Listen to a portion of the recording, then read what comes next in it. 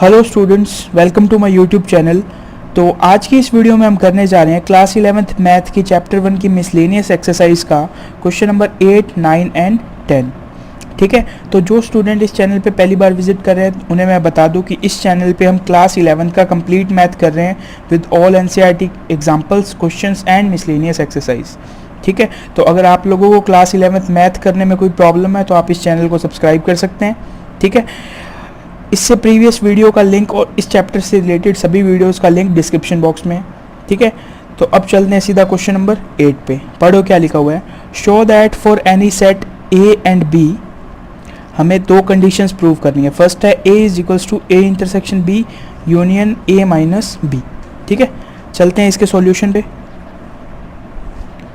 First क्या prove करना है हमें, A is equals to A intersection B union A minus B. ठीक है, ये प्रूव करना है। तो हम अगर इस पार्ट को उठा के और अगर इसे ए के इक्वल प्रूव कर दें तो ये प्रॉपर्टी प्रूव हो जाएगी। ठीक है, तो हम स्टार्ट करते हैं by R H S. R H S को उठा लो, A intersection B union A minus B. ठीक है, अब आपको ए माइनस बी समझना पड़ेगा क्या है। ए इंटरसेक्शन बी को मैंने ए इंटरसेक्शन बी लिख दिया, यूनियन ए माइनस बी को मैं लिखता हूँ A minus A intersection B dash. ये देखो, ये मैंने किस तरह लिखा, इसको मैं आपको एक वेन डायग्राम से समझाता हूँ। ठीक है, सपोज ये एक वेन डायग्राम है, ये एक यूनिवर्सल सेट है यू, इसके अंदर मैंने एक सेट लिया ए और एक सेट लिया बी। ठीक है, तो a माइनस बी का मतलब है ये पार्ट। ठीक है, a माइनस बी का क्या मतलब है, ये जो मैंने शेड किया ये वाला पार्ट, इसको मैंने क्या लिखा, a इंटरसेक्शन b डैश। तो a कौन सा पार्ट है, a है ये सर्किल, और b डैश क्या हुआ, b डैश हुआ ये वाला पार्ट। ये देखो, ये सारा ये सारा पार्ट क्या है, इस b सर्किल को छोड़ के बाकी जो भी पार्ट बच गया वो क्या है, बी डैश। इंटरसेक्शन का मतलब है ये वाली लाइंस और ये वाली लाइंस देखो किस एरिया में इंटरसेक्ट कर रही है, देखो इस एरिया में इंटरसेक्ट कर रही है। ये एरिया बेसिकली है कौन सा, ये एरिया है ए माइनस बी का। इसलिए हम कह सकते हैं कि हम ए माइनस बी को क्या लिख सकते हैं, ए इंटरसेक्शन बी डैश। तो यही मैंने इस क्वेश्चन में लिखा है, ए माइनस बी को मैंने ए इंटरसेक्शन बी डैश लिख दिया। अब आपको एक प्रॉपर्टी याद होगी डिस्ट्रीब्यूशन की, हम इस ए इंटरसेक्शन बी को ए के साथ मल्टीप्लाई कर सकते हैं। कैसे, ए इंटरसेक्शन बी फिर ये वाला साइन यूनियन ए। ठीक है, फिर बीच में ये वाला sign intersection A intersection B union B dash. ये देखो, ये मैंने किस तरह किया, मैंने इसको एक एलिमेंट मान लिया। ये सोचो ये है x, ये लगा हुआ है मल्टीप्लाई का sign, x multiply Y plus Z लिखा हुआ है। ठीक है, तो इसको मैं इस तरह लिख सकता हूँ x मल्टीप्लाई वाई, देखो x मल्टीप्लाई वाई और x multiply Z, x multiply Z. समझिए, इसको मैंने एक एलिमेंट माना, पहले मैंने इसके साथ a के साथ यूनियन कर दिया, बीच में इंटरसेक्शन का साइन, और फिर मैंने इसको b डैश के साथ यूनियन कर दिया। ठीक है, समझ गए यहाँ तक।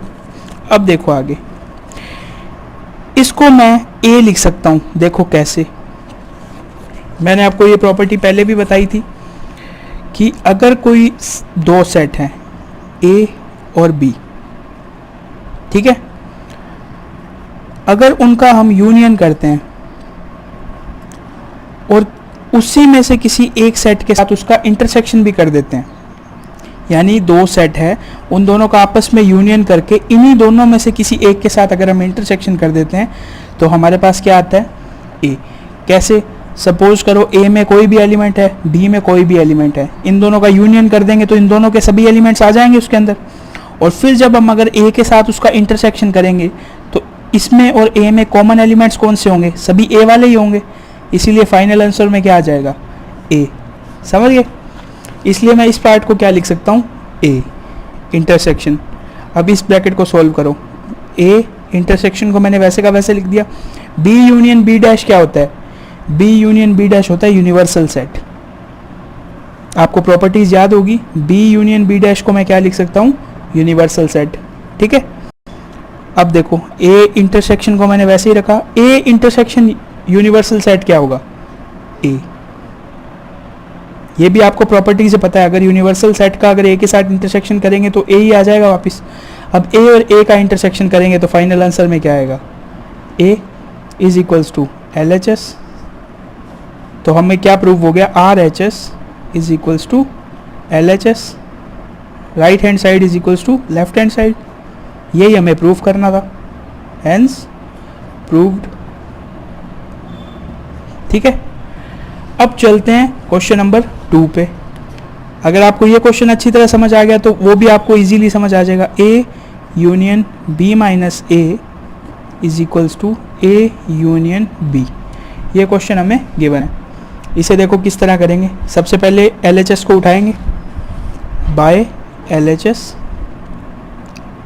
क्या लिखेंगे, ए union B minus A.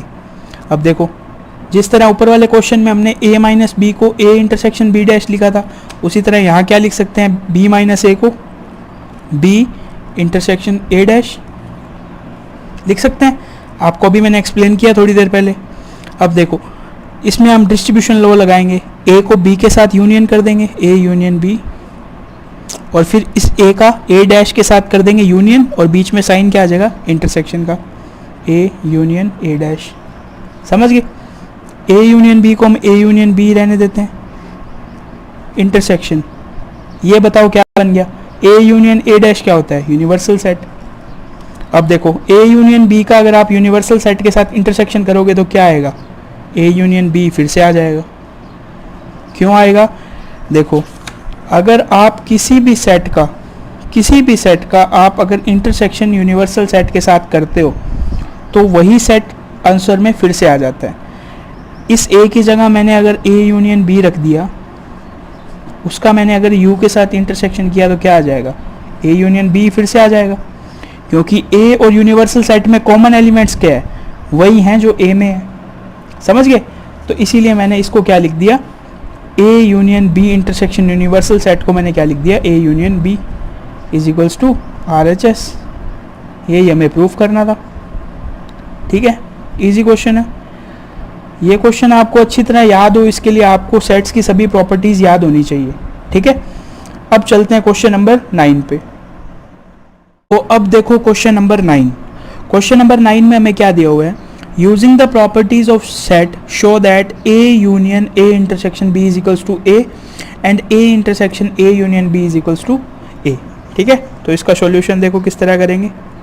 Question number 1, A union A intersection B is equals to A. ठीक है, अब देखो मैं सबसे पहले इसका लेफ्ट साइड उठाता हूँ बाय एल एच एस, यानी left hand side. Left hand side को उठाया, मैंने क्या लिखा, A union A intersection B. ठीक है, अब देखो मैंने इसमें डिस्ट्रीब्यूशन लॉ लगा दिया। डिस्ट्रीब्यूशन लॉ क्या कहता है, अगर ए यूनियन में है ए इंटरसेक्शन बी के साथ, तो आप इसे इस तरह लिख सकते हो, A union A intersection A union B. ठीक है, अब देखो दो सेट का यूनियन है और दोनों सेट सेम है, तो इसके आंसर में भी क्या आ जाएगा, ए ही आ जाएगा, यानी A union A is equals to A intersection A union B.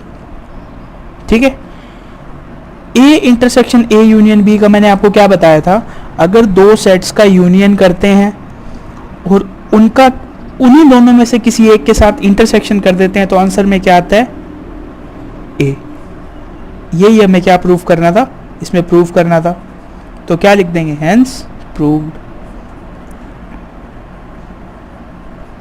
इसको हम प्रूव एग्जाम्पल से भी कर सकते थे, लेकिन इसमें क्वेश्चन में दिया हुआ है हमें क्या यूज करना है, सेट की प्रॉपर्टीज का यूज करना है। ठीक है, अब देखो second, A intersection A union B is equals to A. ठीक है, इसमें भी एल एच एस उठाते हैं, बाय एल एच एस क्या करेंगे, A intersection A union B. ये तो देखो बिल्कुल सिंपल ही है, अगर दो सेट्स का यूनियन है और उन्हीं दोनों में से किसी एक के साथ इंटरसेक्शन है तो क्या आ जाएगा, आंसर में A is equals to RHS।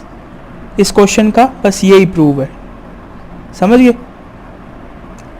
Second question तो एक तरह की प्रॉपर्टी है, हमें प्रॉपर्टी गिवन है तो उसका प्रूफ बिल्कुल सिंपल है। A intersection A union B क्या होता है? A होता है। और अगर ये प्रूफ करना आ जाए कि A union A intersection B A कैसे होता है, तो उसमें सबसे पहले हम डिस्ट्रीब्यूशन लॉ लगा देंगे, फिर A union B is equals to A intersection A union B।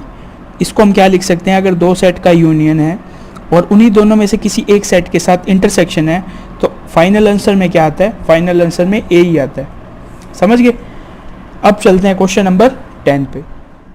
Question number 10 में देखो क्या दिया हुआ है, show that A intersection B is equals to A intersection C need not imply B is equals to C। तो इसके अंदर कोई रिस्ट्रिक्शन नहीं है, इसलिए इस क्वेश्चन को हम एग्जाम्पल से प्रूव कर सकते हैं। एग्जाम्पल देखो किस तरह लेंगे। सबसे पहले हमें लेना है कोई सेट A। सेट A को आप कुछ भी ले सकते हो, मैंने ले लिया 1, 2। फिर लेना है एक सेट B। सेट B मैंने ले लिया 2, 3 एंड 4। आप कुछ भी ले सकते हो, लेकिन इन दोनों का कुछ ना कुछ इंटरसेक्शन आना चाहिए, इंटरसेक्शन फाई नहीं होना चाहिए। तो सबसे पहले फाइंड करो A इंटरसेक्शन B क्या आएगा इनका, A इंटरसेक्शन B आ गया 2, ठीक है। अभी हमें एक C सेट लेना है, ठीक है। C सेट हमें इस तरह लेना है कि A इंटरसेक्शन C क्या आए 2, लेकिन वो इस B के इक्वल नहीं होना चाहिए, यानी हम 2, 3, 4 नहीं ले सकते। तो हम क्या लेंगे, अगर हम इसमें ये ले लें 2, 5, तो देखो A एंड C का इंटरसेक्शन कितना आ रहा है, A एंड C का इंटरसेक्शन क्या आ रहा है 2, लेकिन B एंड C क्या है, इक्वल नहीं है। तो हम क्या लिख सकते हैं, here B is not equals to C। इसका क्या मतलब हो गया, so it is not necessary that if A intersection B is equals to A intersection C imply B is equals to C। कि अगर हमें A intersection B is equals to A intersection C given है, तो इसका मतलब ये नहीं है कि हमेशा B is equals to C होगा। B is equals to C हो भी सकता है और नहीं भी हो सकता। तो हमें इस क्वेश्चन में ये प्रूफ करना था कि वो नहीं हो सकता, समझ गए। अगर सपोज मैं यहाँ पे एग्जांपल ले लेता 2, 3, 4, अगर मैं B और C को इक्वल ले लेता तब भी देखो A इंटरसेक्शन C सेम ही आता, ठीक है। तो इसने यही क्वेश्चन पूछा था that it is not necessary that A intersection B is equals to A intersection C means B is equals to C होगा, ठीक है। तो ये हमने प्रूव कर दिया कि ये नेसेसरी नहीं है, B is equals to C हो भी सकता है और नहीं भी हो सकता, ठीक है। तो आज की वीडियो में बस इतना ही। इससे नेक्स्ट वीडियो में करेंगे इससे आगे के एग्जाम्पल। अगर आपको कोई भी क्वेश्चन हो या कोई भी डाउट हो तो आप उसे कमेंट सेक्शन में पूछ सकते हैं। और आज की वीडियो में बस इतना ही। Thanks for watching.